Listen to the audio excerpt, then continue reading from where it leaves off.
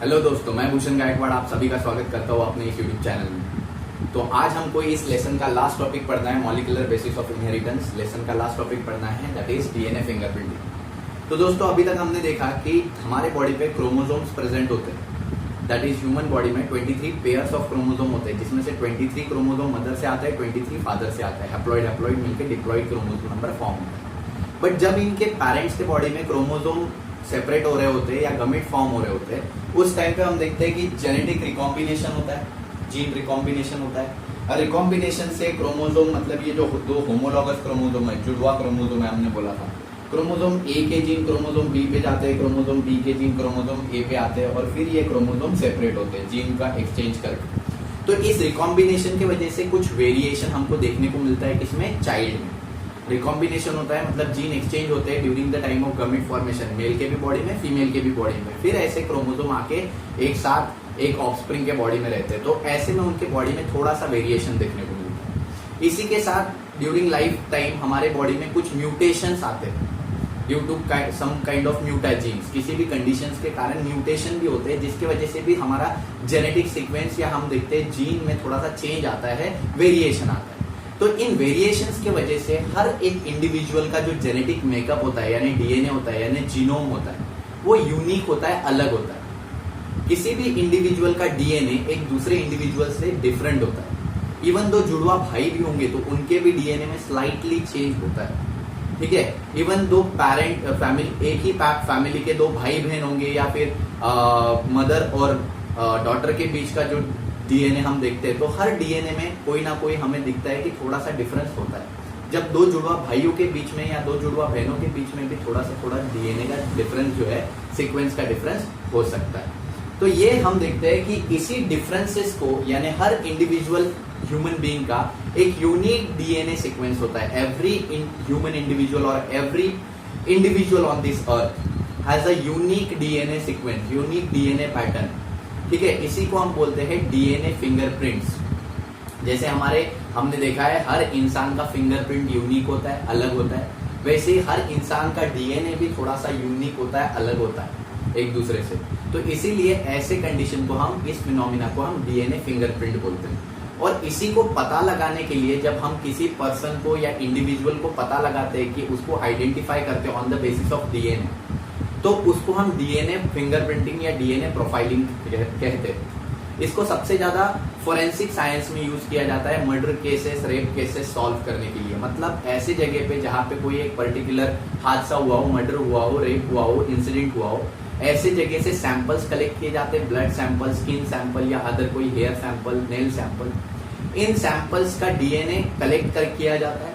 उसके बाद जो इंसान सस्पेक्ट है, जिसपे शक है, उनके साथ इसको मैच किया जाता है डीएनए को। यानी एक हम ब्लड सैंपल ले रहे हैं क्राइम सीन से, और दूसरा हम उस इंसान का ब्लड सैंपल ले रहे हैं जिसपे हमें शक है। उन दोनों के डीएनए को निकाल के उन डीएनए की मैचिंग की जाती है। अगर वो डीएनए मैच हो जाते हैं 100%, दैट मीन्स कि ये दोनों इंसान एक है, जिसका ब्लड वहां पे मिला था वो वही इंसान है जिसपे हमें शक था। तो बेसिकली ऐसे फिनोमिना को जहाँ पे हम पर्सन्स को आइडेंटिफाई करने के लिए इसको ज्यादा से ज्यादा यूज करते हैं, डीएनए फिंगरप्रिंटिंग को।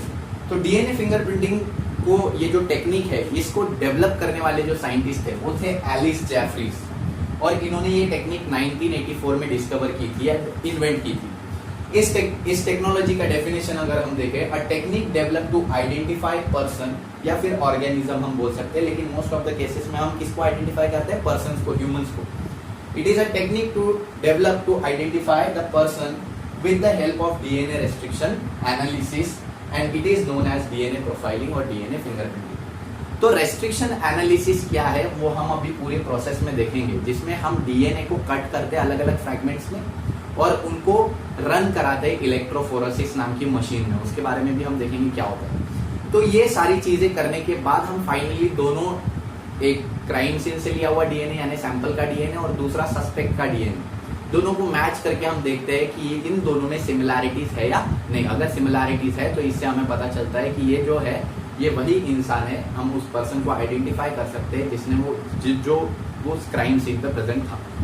अब इसी टेक्निक से हम बहुत सारे इवोल्यूशनरी रिलेशनशिप भी पता लगाते हैं। डीएनए फिंगरप्रिंटिंग से ही इवोल्यूशनरी रिलेशनशिप यानी दो एनिमल्स में, दो ऑर्गेनिज्म में कितनी सिमिलैरिटीज, कितना डिफरेंस है, ये भी हमें डीएनए फिंगरप्रिंटिंग से पता लगता है। अब हम देखते हैं डीएनए फिंगरप्रिंटिंग किस बेसिस पे होती है, किस बेसिस पे हम मेनली डीएनए को फिंगरप्रिंटिंग यानी डीएनए का डिफरेंस या सिमिलैरिटी पता लगा सकते हैं। तो ये जो होती है वो न्यूक्लियोटाइड के सीक्वेंस के बेसिस पे होती है। जैसे एक डीएनए है और ये डीएनए का न्यूक्लियोटाइड सीक्वेंस है, adenine, thymine, guanine, cytosine, adenine, thymine, guanine, cytosine. तो इस सीक्वेंस के बेसिस पे हम बता सकते हैं कि वो डीएनए कितना सेम है, कितना डिफरेंस है। ठीक है, तो जनरली 99.9% यहाँ पे लिखता हूं मैं, 99.9% डीएनए जो है वो सेम होता है सभी ह्यूमंस का। सभी ह्यूमंस का 99.9% डीएनए सिमिलर होता है। अब बचा कितना, 0.1% डीएनए। ये जो 0.1% डीएनए है इसमें डिफरेंसेस होते हैं हर इंडिविजुअल में, तो हम इसी को फॉलो करते हैं।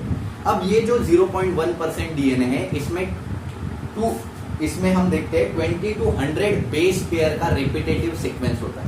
मतलब 20 से लेके 100 बेस पेयर तक का रिपीटेटिव सीक्वेंस है। अगर 20 न्यूक्लियोटाइड है, A, T, G, C, C, C, ऐसा एक 20 न्यूक्लियोटाइड का सीक्वेंस है, वही बार बार रिपीट होते रहेगा डीएनए में। तो ये जो रिपीटेटिव सीक्वेंस है डीएनए का वो अलग अलग लोगों में अलग अलग तरीके का होता है। किसी में 25 न्यूक्लियोटाइड का सीक्वेंस होगा जो रिपीट होते रहेगा, किसी में 20 न्यूक्लियोटाइड का होगा जो रिपीट होते रहेगा, किसी में 50 का होगा जो रिपीट होते रहेगा, किसी में 55 का होगा, किसी में 70 का होगा, किसी में 100 का होगा। तो इसी न्यूक्लियोटाइड के रिपीटेटिव सीक्वेंस के बेसिस पे हम पता लगाते हैं कि वो डीएनए किस इंसान का है और उनको मैच किया जाता है। तो यहाँ पे इस रिपीटेटिव सीक्वेंस को VNTRs बोला जाता है। VNTRs इसका फुल फॉर्म है variable number of tandem repeats. Variable का मतलब ये वैरी करता है individual to individual. Repetitive sequence किसी में 20 का होगा, किसी में 30 का, 40 का, 100 का। ठीक है, अब इसके बाद में नंबर ऑफ टेंडम रिपीट, मतलब उसका नंबर कितने नंबर में प्रेजेंट है वो। किसी में 20 न्यूक्लियोटाइड का सीक्वेंस 10 बार रिपीट हुआ है, किसी में 20 न्यूक्लियोटाइड का सीक्वेंस 50 बार रिपीट हुआ है, किसी में 22 न्यूक्लियोटाइड का सीक्वेंस 10 बार रिपीट हुआ है, किसी में 100 न्यूक्लियोटाइड का सीक्वेंस सिर्फ 5 बार रिपीट हुआ है। तो उसका रिपीटेशन कितने टाइम वो रिपीट हो रहा है वो variable number of tandem repeats. Tandem यानी डीएनए के फ्रैगमेंट्स। तो बार बार ये जो नंबर होता है फ्रैगमेंट्स का वो अलग अलग होता है अलग अलग इंडिविजुअल में, और वो अलग अलग तरीके से रिपीट होता है, अलग अलग फॉर्म में, अलग अलग नंबर्स में रिपीट होता है हर इंडिविजुअल। इसके बाद हम देखते हैं दैट इज, ये तो हो गया हमारा एक जनरल कंसेप्ट जो कि है डीएनए फिंगरप्रिंटिंग के ऊपर। अब एक्चुअल प्रोसेस कैसे होती है वो हम देखते हैं। तो that is the steps involve in DNA fingerprinting. यहाँ पे टोटल 7 स्टेप्स इन्वॉल्व है, जिसमें से 4 हमने यहाँ पे ड्रॉ किए हैं, 3 हम और आगे देखेंगे। तो सबसे पहले बात करते हैं डीएनए फिंगरप्रिंटिंग में आइसोलेशन ऑफ डीएनए की। तो हम क्या करते हैं, जहां से भी हमको क्राइम सीन से या किसी भी सीन से हमको जब एक सैंपल, एक क्लू मिलता है, वो सैंपल हम कलेक्ट करते हैं। वो शायद ब्लड सैंपल हो सकता है, स्किन सैंपल हो सकता है, हेयर सैंपल हो सकता है, सीमन सैंपल हो सकता है। तो इन सैंपल्स को कलेक्ट किया जाता है।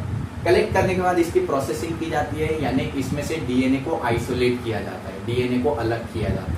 आइसोलेशन करना यानी डीएनए को एक्सट्रैक्ट करना, अलग करना।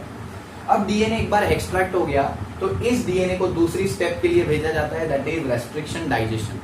रेस्ट्रिक्शन का मतलब होता है एक पर्टिकुलर जगह पे, और डाइजेशन का मतलब होता है कट करना, क्लीव करना।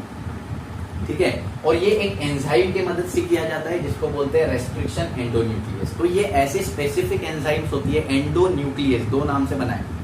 न्यूक्लियस का मतलब न्यूक्लियस मटेरियल को क्लीव करने वाली, न्यूक्लिक एसिड को क्लीव करने वाली, कट करने वाली, और एंडो का मतलब अंदर से, बीच में कहीं पे भी ये डीएनए को कट करती है, कहीं पे भी, यानी एक स्पेसिफिक रेस्ट्रिक्शन साइट पे, एक स्पेसिफिक साइट पे। तो ये डीएनए को कट करती है बीच बीच में से। ठीक है, और डीएनए के बहुत सारे फ्रैगमेंट्स हमको मिलते हैं। We get the lots of single stranded DNA fragments. पहले तो डबल स्ट्रैंडेड डीएनए होता है, देन उसको अल्कली ट्रीटमेंट दिया जाता है। ये भी इसी में स्टेप आता है। अल्कली ट्रीटमेंट देने के बाद ये जो डबल स्ट्रैंडेड डीएनए है वो कन्वर्ट हो जाता है सिंगल स्ट्रैंडेड डीएनए फ्रैगमेंट्स में। तो फाइनली हमें बहुत सारे सिंगल स्ट्रैंडेड डीएनए फ्रैगमेंट्स मिलते हैं। अब इसके बाद थर्ड स्टेप पे आते हैं हम, दैट इज जेल इलेक्ट्रोफोरेसिस। अब ये एक मशीन होती है जेल इलेक्ट्रोफोरेसिस, इसकी इमेज मैं आपको यहाँ पे दे दूंगा, आप देखिए इमेज में। तो ये जो है एक ग्लास की, या हम बोल सकते हैं फाइबर की एक कंटेनर जैसी मशीन होती है, जिसमें पानी ऐड किया जाता है और उसके अंदर जेल होता है। जेल होता है सेंटर में, और उसके ऊपर पानी हम ऐड करते हैं ताकि उसमें करंट का फ्लो हो सके। तो जब इस मशीन को हम ऑन करते हैं, ऑन करने से पहले हम क्या करते हैं, उसमें डीएनए को लोड करते हैं। तो ये मशीन का जो जेल है, ये पूरी इधर मशीन है, मशीन के बीच में जेल है। तो जेल में हम छोटे छोटे वेल्स, कुएं बनाते हैं, छोटे छोटे गड्ढे करते हैं, उनमें हम डीएनए को इनकॉर्पोरेट करते हैं, इंक्लूड करते हैं। अब उसके बाद हम क्या करते हैं, उस जेल को पानी में छोड़ देते हैं, वैसा का वैसा स्टेडी होने देते हैं पानी को। डीएनए हमने डाल दिया ऑलरेडी वेल्स के अंदर। अब हम क्या करते हैं, उस मशीन को ऑन कर देते हैं। तो चार्जेस का फ्लो होता है, नेगेटिव पॉजिटिव दोनों तरफ से। अब हमें पता है डीएनए निगेटिवली चार्ज है, हमने उसको निगेटिव साइड में ही डाला है। तो डीएनए निगेटिवली चार्ज होता है, उसकी वजह से उसका अट्रैक्शन होता है पॉजिटिव के तरफ, ठीक है। तो वो डीएनए उस जेल के अंदर छोटे छोटे पोर्स होते हैं माइन्यूट, उन पोर्स में से वो डीएनए रन करता है किसके तरफ, पॉजिटिव चार्ज की तरफ। और फाइनली डीएनए जब रन कर रहा होता है तो जो बड़े बड़े फ्रैगमेंट्स है डीएनए के, जैसे यहाँ पे हमने 1000 बेस पेयर लिखा है, तो 1000 बेस पेयर जितने जो बड़े बड़े फ्रैगमेंट्स है वो स्टार्टिंग में ही रुक जाते हैं, क्योंकि छोटे पोर्स में से उतने बड़े फ्रैगमेंट्स रन नहीं हो पाते, तो वो वहीं पे रुक जाते हैं।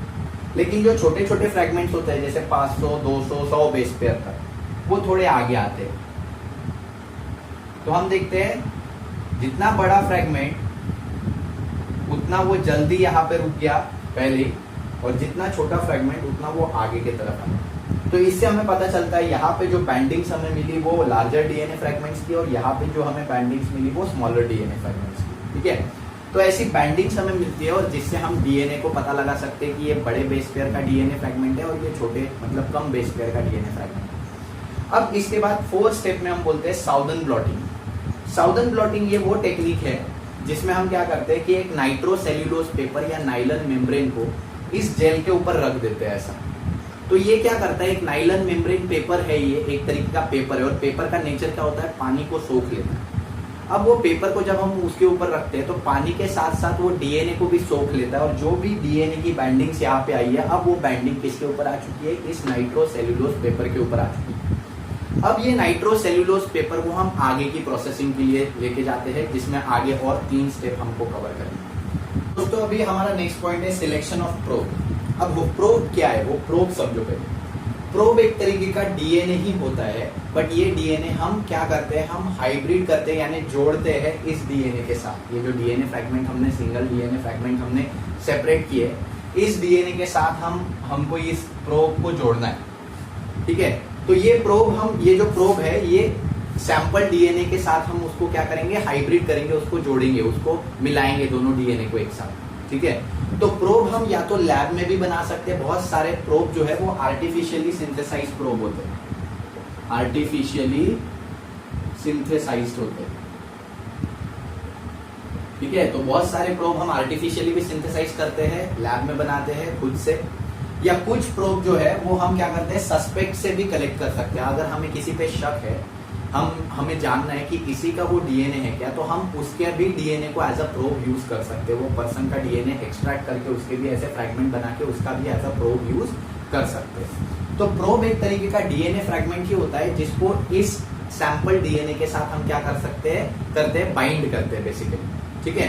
तो प्रोब जो है वो आर्टिफिशियली सिंथेसाइज हो सकता है या सस्पेक्ट डीएनए हो सकता है, ठीक है। और ये डीएनए को हम क्या करते हैं, it is bind with sample DNA. Sample DNA के साथ हम इसको क्या करते हैं, बाइंड करते हैं। तो बेसिकली सैंपल डीएनए के साथ बाइंड करने के लिए हम एक अलग से सिंगल स्ट्रैंडेड डीएनए बनाते हैं, या फिर वो डीएनए कलेक्ट करते हैं किसी सस्पेक्ट की बॉडी से, ठीक है। फिर इस डीएनए का हाइब्रिडाइजेशन होता है। अब हमारे पास 2 टाइप के डीएनए, एक है प्रोब डीएनए और दूसरा है सैंपल का डीएनए। तो देखो सैंपल का ये जो डीएनए हमको मिला है, उस डीएनए को और प्रोब डीएनए को हम एक दूसरे के साथ बाइंडिंग के लिए मीडियम प्रोवाइड करते हैं। तो इस मीडियम में हाइब्रिडाइजेशन होता है, यानी दोनों डीएनए एक दूसरे के साथ बाइंड करते हैं। हाइब्रिडाइजेशन का मतलब ये है, that is the binding takes place between the probe DNA and the sample DNA. तो सैंपल डीएनए और प्रोब डीएनए के बीच में बाइंडिंग होती है, that they bind with each other. और बाकी के जो बचे कुचे प्रोब है, अब कुछ हमने प्रोब बहुत ज्यादा अमाउंट में ऐड किए, सैंपल डीएनए बहुत कम अमाउंट में था, तो जो बचे कुचे एक्स्ट्रा के प्रोब है उसको हम वॉश आउट कर देते हैं with the help of water, ठीक है। तो ये हो जाता है, दैट इज प्रोब को भी हमने क्या कर दिया, इस नाइट्रोसेल्यूलोज पेपर के ऊपर, ये जो हमने नाइट्रोसेल्यूलोज पेपर बनाया इसके ऊपर हमने फिर से प्रोब ऐड किया और प्रोब के साथ कौन बाइंड हुआ, प्रोब के साथ बाइंड हुआ हमारा सैंपल डीएनए। और जो बाइंड नहीं हुआ ऐसे प्रोब क्या हो गए, वॉश ऑफ हो गए, that probes DNA are washed off. ठीक है, और बाकी ने अपना डबल स्ट्रैंडेड डीएनए बना लिया। बट ये जो प्रोब हमने ऐड किए, ये प्रोब की एक खासियत होती है कि this probes are radioactive, this probes are radioactive, मतलब इन प्रोब्स में रेडियो एक्टिविटी होती है। तो इससे हमें डीएनए की पोजीशनिंग पता लगाने में या डीएनए के बैंड्स पता लगाने में हेल्प होती है। तो लास्ट में क्योंकि हाइब्रिडाइजेशन हो चुका है, सारे के सारे प्रोब डीएनए सैंपल डीएनए के साथ बाइंड हो चुके हैं, तो फाइनली इसकी ऑटो रेडियोग्राफी की जाती है या इसको फोटोग्राफी भी हम बोलते हैं। ये एक्सरे फिल्म के ऊपर की जाती है, एक्सरे की जो फिल्म होती है उसके ऊपर ये इसको हम क्या करते हैं एज ए इमेज प्रोडक्शन के लिए लगते हैं इस नाइट्रोसेल्यूलोज पेपर को। यानी एक एक्सरे की ऐसी फिल्म है जिसमें से एक्सरे का लाइट निकल रहा है ऊपर, जैसे जेरॉक्स की मशीन होती है हमारी, उसके ऊपर इस पेपर को रख दिया जाता है। जब वो लाइट अंदर से आता है तो उसके ऊपर पेपर के ऊपर हमें कुछ प्रोब्स जो है वो प्रोब्स चमकते हुए दिखते हैं डीएनए के, यानी कुछ डीएनए की बैंडिंग्स दिखती है चमकते हुए। तो इस तरीके से हमको वो डीएनए मिलता है। अब हम क्या करते हैं, हम दोनों सस्पेक्ट का डीएनए भी कुछ इसी तरीके से पहले पूरा डीएनए बनाते हैं, सस्पेक्ट का भी एक फिल्म बनाते हैं नाइट्रोसेल्यूलोज की, जिसको हम देखते हैं किस पे, एक्सरे ऑटो रेडियोग्राफी में। और वैसे ही हम दूसरी सैंपल की भी फिल्म बनाते हैं, उसको भी देखते हैं, दोनों को मैच किया जाता है। अगर वो मैच हो जाती है तो फाइनली हम बोलते हैं कि वो जो सैंपल है और वो जो पर्सन, सस्पेक्ट पर्सन का जो डीएनए हमको मिला है वो मैच कर गया, मतलब ये दोनों एक ही इंसान के। ठीक है, तो इसको हम शुरू से एक बार समझ लेते हैं। दैट इज स्टेप्स क्या क्या थी। सबसे पहली स्टेप थी आइसोलेशन ऑफ डीएनए। हमने डीएनए को सैंपल से अलग किया, एक्सट्रैक्ट किया। अब ये सैंपल स्किन सैंपल कुछ भी हो सकता है। इसके साथ सस्पेक्ट का भी हम लेते हैं, सस्पेक्ट का भी डीएनए ऐसे ही आइसोलेट करते हैं, अलग करते हैं। अब डीएनए अलग करने के बाद इस डीएनए को हमने रेस्ट्रिक्शन एंडोन्यूक्लियस से क्या किया, कट किया, एंजाइम्स उसके छोटे छोटे टुकड़े कर दिए। इसको अल्कली ट्रीटमेंट दिया, तो ये जो डबल स्ट्रैंडेड डीएनए था वो सिंगल स्ट्रैंडेड हो चुका है। अब इसके बाद जेल इलेक्ट्रोफोरेसिस एक मशीन होती है जिसमें हम उसको चार्जेस के बेसिस पे सेपरेट करते हैं डीएनए स्ट्रैंड को। तो जो लार्जर बड़े स्ट्रैंड होते हैं, बड़े बेस पेयर के ज्यादा बेस पेयर के स्ट्रैंड होते हैं वो पीछे रह जाते हैं, और जो कम बेस पेयर के छोटे स्ट्रैंड होते हैं वो आगे निकल जाते हैं। तो इनके हमको बैंडिंग्स दिखती है। फिर इसके ऊपर हमने नाइट्रोसेल्यूलोज पेपर ऐड कर दिया, तो ये सारा जो डीएनए था वो सोक कर लिया नाइट्रोसेल्यूलोज पेपर में। अब इस पेपर पे हमने क्या ऐड किया, प्रोब ऐड किया। ठीक है, तो हमने प्रोब ऐड करने के लिए प्रोब को हमें सिलेक्ट करना होता है। तो या तो हम आर्टिफिशियली सिंथेसाइज प्रोब यूज कर सकते हैं, या फिर हम यूज कर सकते हैं सस्पेक्ट का डीएनए एज अ प्रोब। फिर वो प्रोब जो हम यूज कर रहे हैं, आर्टिफिशियल सिंथेसाइज करने का कारण क्या है? इसका कारण है क्योंकि ये प्रोब जो है वो रेडियो एक्टिव होना जरूरी है, और रेडियो एक्टिव सस्पेक्ट के बॉडी से डायरेक्ट तो बन के नहीं आएगा। ठीक है, तो इसीलिए सस्पेक्ट के बॉडी का डीएनए हम लेते हैं, उसके बाद वैसा ही हम एक रेडियो एक्टिव डीएनए बनाते हैं, और वो रेडियो एक्टिव डीएनए को हम फिर फाइनली हाइब्रिडाइजेशन के लिए भेजते हैं। अब ये जो डीएनए प्रोब डीएनए है, ये हमारे सैंपल डीएनए के साथ बाइंडिंग करता है, मतलब वो उसके साथ मिलता है, जुड़ता है, और वो अपने कॉम्प्लेक्सेस फॉर्म कर लेता है। मतलब जो सिंगल स्ट्रैंड प्रोब था और सिंगल स्ट्रैंड सैंपल डीएनए था, ये दोनों एक दूसरे के साथ कॉम्प्लीमेंट्री बेस पेयरिंग करके बॉन्ड फॉर्म कर लेते हैं। मतलब एडेनिन के साथ थाइमिन बेस पेयर होता है, ग्वानिन के साथ साइटोसिन, तो ये अपनी बेस पेयरिंग करके बराबर डबल स्ट्रैंडेड डीएनए बना लेते हैं। जो नहीं बना पाते प्रोब, वो प्रोब वॉश ऑफ हो जाते हैं, मतलब बाहर निकल जाते हैं। अब ये जो हमारे पास डबल स्ट्रैंडेड हाइब्रिड डीएनए, ऐसे डीएनए को हम कौन सा डीएनए बोलते हैं, हाइब्रिड डीएनए। तो ये जो हाइब्रिड डीएनए हमारे पास है, ये हाइब्रिड डीएनए हम आगे किसके लिए भेजते हैं, फोटोग्राफी के लिए भेजते हैं या ऑटो रेडियोग्राफी के लिए भेजते हैं, जिसमें एक एक्सरे फिल्म के ऊपर इस सेल्यूलोज पेपर को रखा जाता है और उसमें बैंडिंग शो होती है। जैसे हम आपको यहाँ पे दो एग्जाम्पल में बताता हूँ। ये दो सेल्यूलोज पेपर है, एक्सरे के ऊपर रखे हैं, जिसके वजह से, और हमने बोला इसमें रेडियो एक्टिविटी है प्रोब में, डीएनए में, तो डीएनए हमें ऐसे चमकता हुआ दिखता है। ठीक है, तो ये एक ए बी और ये एक तीसरे पर्सन का डीएनए है सी। ठीक है, तो मान लो अगर इसका और इसका मैचिंग हो जाता है, मान लो, या फिर इसको हम मिटा देते हैं, तो इसका और इसका अगर मैचिंग हो जाता है, ये भी डीएनए कुछ ऐसा ही हमको दिखता है, 1 2 3 ही बैंड्स दिख रहे हैं और बराबर इक्वल साइज के इक्वल पोजीशन पे दिख रहे हैं, तो हम बोलेंगे ये दोनों डीएनए सेम है। बट अगर हमें इसमें अलग अलग बैंडिंग्स दिख रही है, यहाँ पे बहुत ज्यादा दिख रही है, फिर यहाँ पे कम, यहाँ पे कम, तो देखो ये दोनों अभी मैच कर रहे हैं क्या? नहीं, बिकॉज ये दोनों मैच नहीं कर रहे तो हम बोलेंगे ये जो डीएनए हमें सैंपल में मिला है और ये जो डीएनए हमने सस्पेक्ट से लिया है ये दोनों मैच नहीं कर रहे, मतलब ये पर्सन वहां पे इन्वॉल्व नहीं था। तो इसके एप्लीकेशंस के बारे में हम देखते हैं, तो ये कहाँ यूज होता है। सबसे पहले क्राइम केसेस जैसे कि रेप और मर्डर केसेस में ये यूज होता है, डीएनए फिंगरप्रिंटिंग। सस्पेक्ट को हम बोल सकते हैं दैट इज कल्प्रिट को ढूंढने के लिए, किसने गुनाह किया है उसको ढूंढने के लिए। दूसरा पेरेंटल आइडेंटिफिकेशन के लिए होता है, कौन किसकी माँ, कौन किसका बाप, कौन किसका रिश्तेदार है ये पता करने के लिए। जैसे हम मूवीज में देखते हैं डीएनए टेस्टिंग, ठीक है, बच्चे और बाप के बीच में डीएनए टेस्टिंग की जाती है, बच्चे और माँ के बीच में डीएनए टेस्टिंग की जाती है। बहुत बार ये प्रॉपर्टीज के केसेस में ये कोर्ट फैसला सुनाने के पहले ये करवाता है कि सच में अगर ये इसका बेटा है तभी ये प्रॉपर्टी उसको मिलेगी। तो डीएनए टेस्टिंग जो है वो पेरेंटल आइडेंटिफिकेशन के लिए भी होती है, मतलब पेरेंट और ऑफस्प्रिंग के आइडेंटिफिकेशन के लिए।